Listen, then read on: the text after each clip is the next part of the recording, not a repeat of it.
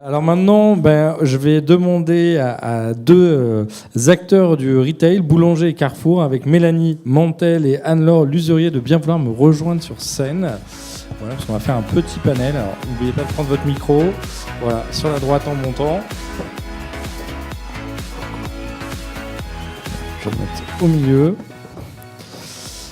Et effectivement, on sait que le retail en ce moment, ça secoue plutôt pas mal, ça innove aussi beaucoup. Et là, on va parler un petit peu de culture managériale et d'embarquement des équipes dans cette transformation. Alors, toutes les deux, déjà, je démarre avec une petite question. Déjà, quand on parle de leadership, parce que quand on parle de programme de leadership, pour vous, le leadership, comment vous le définiriez ? Je commence. Bonjour à tous. Alors, je ne pense pas que ce soit une définition propre à Boulanger que je représente, c'est plutôt ma définition du leadership. Pour moi, le leadership, c'est donner du sens, au sens signification et au sens direction. Donc, c'est donner ce sens, la signification, après quoi on court, et emmener vers ça, donc la direction pour y arriver. Et le leadership, c'est aussi soutenir les actions et les décisions de l'équipe, pousser l'équipe à agir, à bouger, à décider, et ne pas le faire à leur place. C'est ça que je mets derrière. Bonjour. Alors je rejoins effectivement Mélanie sur la définition et je pense qu'aujourd'hui chez Carrefour on est particulièrement dans la redéfinition du leadership puisqu'aujourd'hui Carrefour a lancé un énorme plan de transformation aussi bien business que culturel et donc j'y reviendrai un petit peu après mais pour nous aujourd'hui voilà le sens du leadership chez Carrefour c'est aussi soutenir la transformation d'un groupe et faire preuve d'exemplarité managériale notamment. Bon ça fait un joli programme. Alors justement, le leader, il est censé toujours faire plein de choses. On part de plein de qualités, mais on le rattache quand même beaucoup à la vision. Donc la capacité finalement à inspirer, à emmener les gens vers la vision.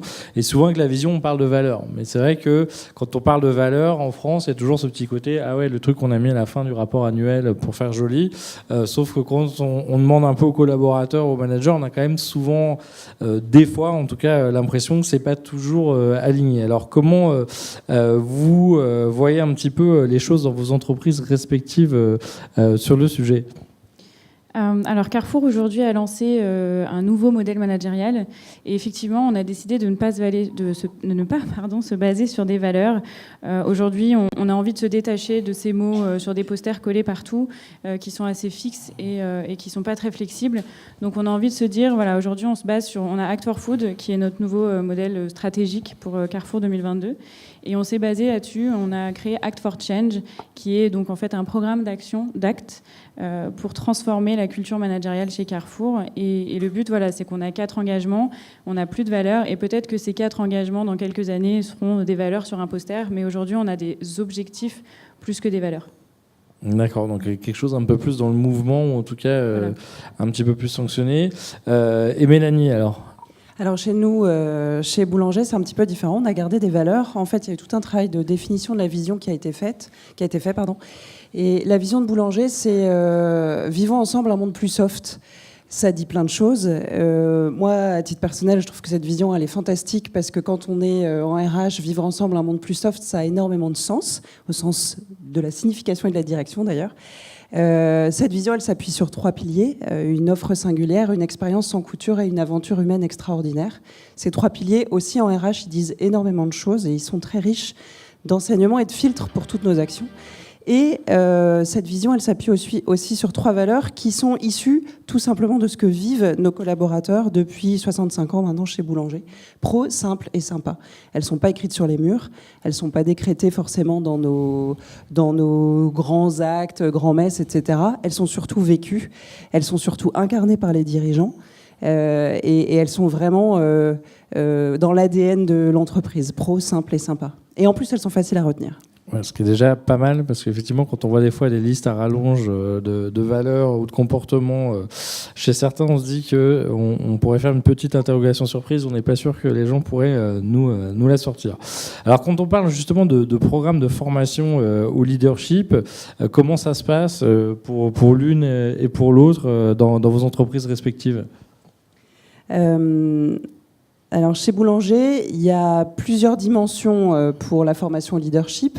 les futurs leaders, ceux dont on pense qu'ils sont pour nous des pépites et qu'on veut accompagner, et on les emmène pour travailler sur leur futur leadership, donc les différentes dimensions qu'on met derrière le leadership.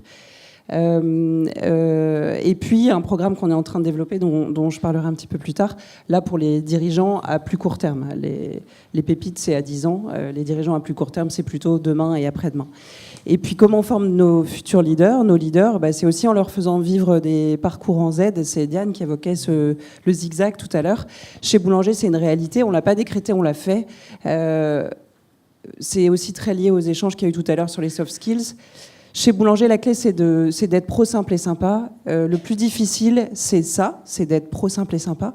Et le plus, entre guillemets, facile, c'est d'apprendre les hard skills. Du coup, nos futurs leaders et nos leaders, ils sont aussi formés en vivant des expériences différentes dans des métiers différents. On part du principe que s'ils comprennent la culture, s'ils la vivent, s'ils l'incarnent, ça c'est acquis et c'est top, et c'est là-dessus qu'on s'appuie pour les aider à se développer dans différents métiers et passer des achats à la supply, au contrôle de gestion, etc. Et donc ça, c'est des parcours qui sont réellement vécus, qu'on essaye d'orchestrer. C'est pas toujours simple, mais on a aussi des managers qui poussent beaucoup leurs collaborateurs à vivre ce type d'expérience et qui sont très ouverts à ça. Et c'est super parce que c'est un asset formidable pour faire grandir les gens. Donc moins de théorie, plus de pratique. Je crois qu'Anne-Laure, il y a aussi des choses pratiques chez vous. Oui, alors nous, à l'Université Carrefour, on a donc une cible un peu particulière. On s'adresse principalement au top 500, top 550 du groupe, donc des 10 pays intégrés de Carrefour.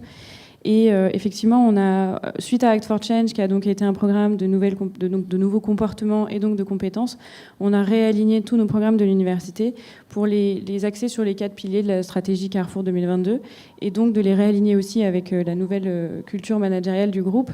Et aujourd'hui, on développe des programmes qui sont très très expérientiels et qui sont sur 3 gros piliers. On a donc un pilier, enfin il y en a même 4, du coup il y en a un qui est très sur le développement des leaders, et donc là c'est des parcours, et en fonction du pipeline, on a les jeunes, les middle managers et les top managers. Et ensuite on a 3 types de formation. On a sur la transformation managériale et culturelle, donc là très tourné autour du leadership, donc on a autour du change, autour de moi en tant que leader, me connaître moi-même, et le sens du collectif, et j'y reviendrai juste après, c'est un de nos programmes un peu phares du moment. Et ensuite on a des programmes sur la digitalisation, l'omnicanal et la food transition, qui est aujourd'hui notre raison d'être chez Carrefour. Alors justement, je crois que tu as une petite vidéo pour nous sur un des programmes. Je ne sais pas si on peut nous l'envoyer en régie. Merci.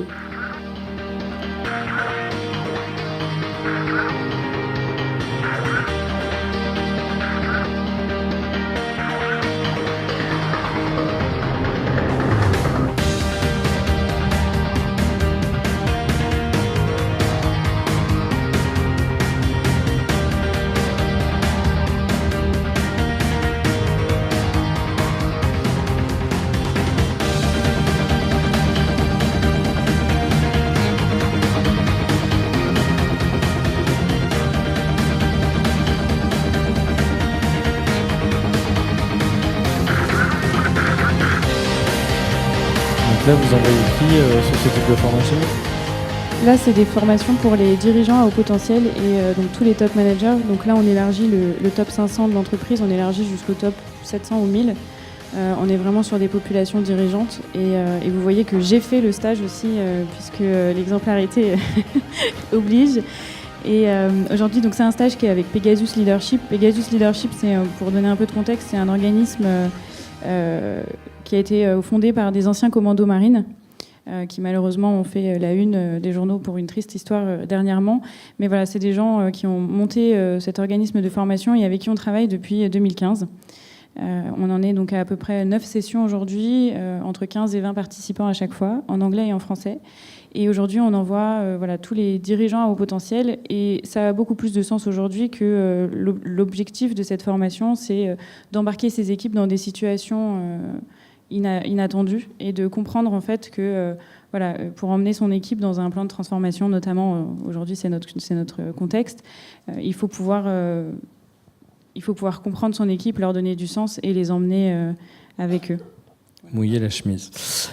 Ok, et Mélanie, peut-être un exemple de programme sur lequel tu te dis, tiens, on n'aurait pas forcément fait ça avant, en tout cas, un nouveau type de démarche.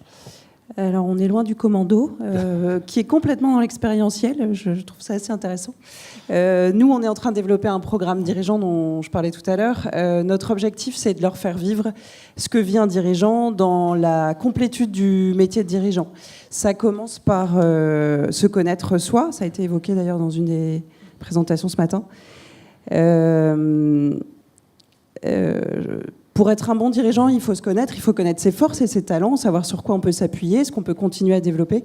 Et il faut aussi avoir conscience de là où on est moins bon pour savoir s'entourer. C'est pas forcément pour appuyer là où ça fait mal, c'est surtout pour savoir s'entourer et du coup être conscient du collectif qu'on doit créer autour de soi pour délivrer, voire surdélivrer ce qu'on attend de nous en tant que leader. Je dis dirigeant, mais en fait c'est leader.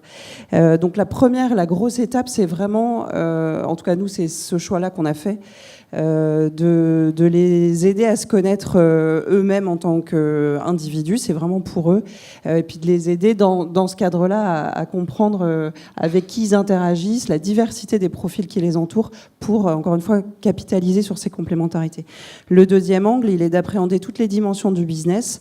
Moi, je suis en RH, je pourrais faire de la RH pour la RH, mais c'est pas l'objectif. Je sers boulanger. Boulanger sert des clients tous les jours dans les magasins. Comment boulanger peut mieux servir ses clients et comment moi, en tant qu'RH, peux mettre au service de ça pour que nos clients soient bien servis et qu'au final, l'expérience client, qui doit être une expérience sans couture basée sur une offre singulière et qui permet une aventure humaine extraordinaire, peut être véritablement vécue et incarnée au quotidien en tant que dirigeant.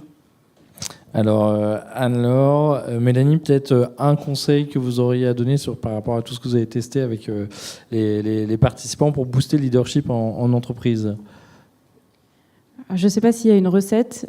Aujourd'hui, moi, je crois beaucoup en l'expérience. Je pense qu'il est important de vivre les choses pour les comprendre et pour pouvoir se remettre en question. Typiquement, voilà, le programme qu'on a aujourd'hui avec les commandos marines est assez illustrant. C'est-à-dire qu'on se mouille vraiment. Alors, on ne fait pas que de l'expérience. Il y a aussi des consultants qui les accompagnent au début et à la fin pour ouvrir le programme et le clôturer et pouvoir faire le lien entre ce qu'ils ont vécu et les enseignements théoriques sur le leadership. Voilà, donc je pense qu'aujourd'hui, la recette, en tout cas chez nous, chez Carrefour, on y croit, c'est l'expérience. Voilà, remettre... j'ai envie de dire l'église au milieu du village, de se remettre en question, de reposer les bases, back to basics, je pense que c'est assez cross culture et secteur. Et voilà, la recette du leadership et de se remettre en question, c'est ça, c'est l'expérience. Je pense qu'effectivement, je reviens, mais quand on vit les choses, on les voit différemment et on est peut-être plus à même à faire les choses différemment ensuite. Merci. Et Mélanie ? En lien avec ce que tu dis, pour moi, l'expérientiel a le mérite de réaligner tête, cœur et tripes. Si je vis là, je peux transformer, et surtout si c'est bien accompagné dans le programme qu'on développe,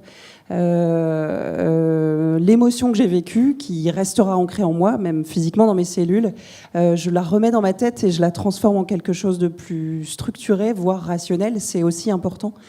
D'être capable de faire les deux et de tirer les apprentissages et derrière de faire évoluer ses propres modes de fonctionnement. Après, pour moi, il y a d'autres choses. Il y a une autre chose qui est vraiment importante, c'est le don, c'est le fait de donner. Je reviens sur donner du sens, ce que je disais tout à l'heure, mais donner l'envie de contribuer. En faisant de l'expérientiel, je leur fais vivre des choses qui vont leur faire créer des émotions qui leur donneront sûrement envie de les partager après en revenant, et pas seulement j'ai bien mangé et l'hôtel était vraiment sympa. Donner du temps, manager et être un leader, c'est accorder du temps à ses équipes, c'est accorder du temps au collectif pour construire, pour créer cette dynamique qui fera qu'on arrivera à délivrer ce sur quoi on s'est engagé, voire à délivrer plus que ce sur quoi on s'est engagé. Et donner les moyens de se développer et d'apprendre. Et si moi je l'ai vécu, alors je suis capable de le donner et de développer mes collaborateurs dans cette direction-là. Merci beaucoup à toutes les deux. Je pense que ça va inspirer certains pour leur prochaine session de formation.